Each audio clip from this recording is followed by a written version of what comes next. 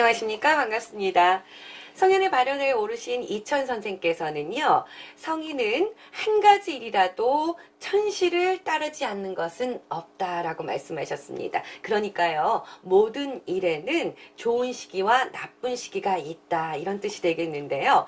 좋은 시기를 얻으면 만사형통하지만 좋은 시기보다 앞서거나 뒤처지면 반드시 실패한다.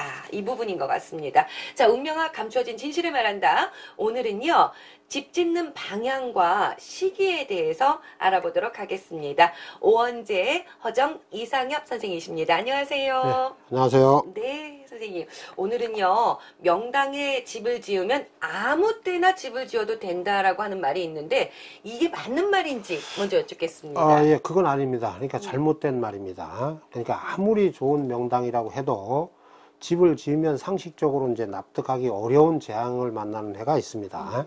그래서 집을 지을 때는 좌향과 그 사람이 집을 지으면 좋다고 하는 성조운동을 가려보고 짓는 게 좋습니다. 성조운도, 예, 가려봐야 된다고 말씀하셨는데 쉬운 게 하나도 없는 것 같습니다. 네. 그러면 어떤 것을 피해야 하는지 그걸 좀 알려주시죠. 예, 가릴 게 많긴 합니다. 그런데 가장 중요한 것은 이제 삼살방과 잠사각은 반드시 피하는 것이 좋습니다.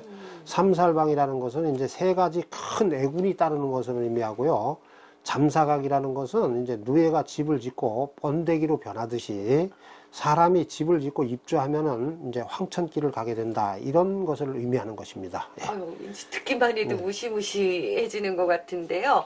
예. 왜 삼살방에 집을 지으면 애군이 따르는지. 예, 이제 사람을 이롭게 해주는 기운을 생기라고 하고 사람을 병들어 죽게 하는 기운을 사기라고 합니다. 그런데 이제 삼살방이란 사람을 병들어 죽게 하는 세 가지 나쁜 기운이 지나가는 방향이 되기 때문에 삼살방으로 집을 짓고 입주하면은 애군이 따르는 것입니다. 그렇군요.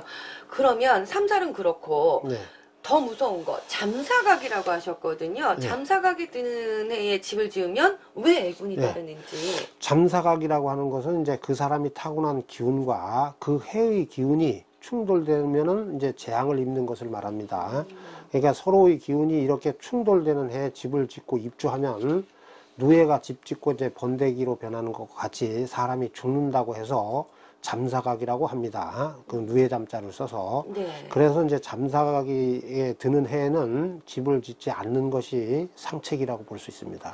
아주 중요한 부분인 것 같습니다. 그러면 잠사각에 드는 해에 삼살을 범하고 집을 지으면 이건 생각하기도 어려운 그 큰 재앙이 오는 걸 것 같아요. 네, 예. 그러니까 잠사각과 이제 삼살을 범하고 집을 짓고 입주했다가 유명을 달리한 사람은 이제 주변에서 얼마든지 볼 수 있습니다.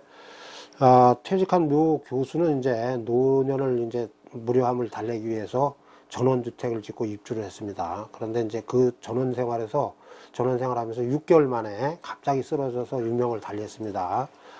지병도 없었고 또 사인도 규명되지 않았습니다. 그러니까 우연이라고 생각할 수도 있겠지만은 풍수 이론을 근거로 보면 잠사각과 삼살을 범한 결과라고도 볼 수 있습니다. 예. 그렇군요.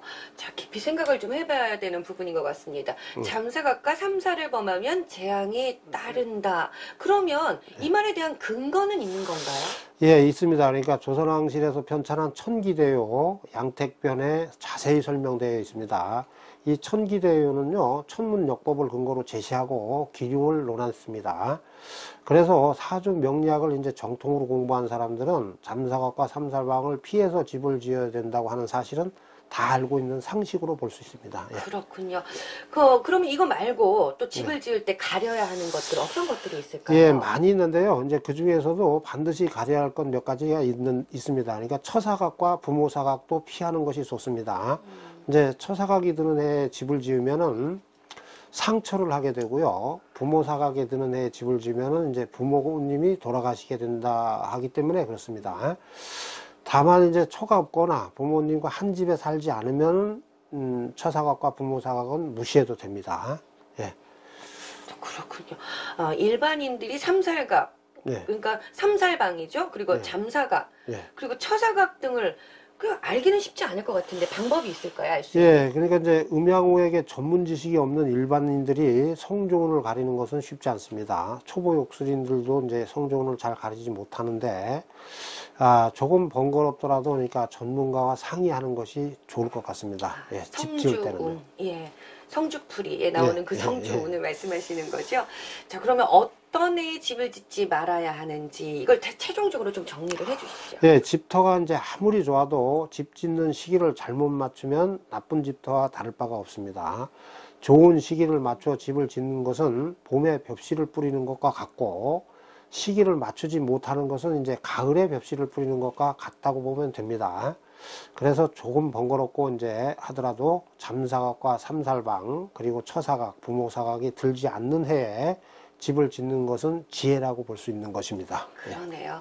자, 여러분, 아무리 명당이라고 해도요, 집 짓는 시기가 나쁘면 애군이 따른다고 합니다. 이 부분을 다들 놓치는 것 같은데요.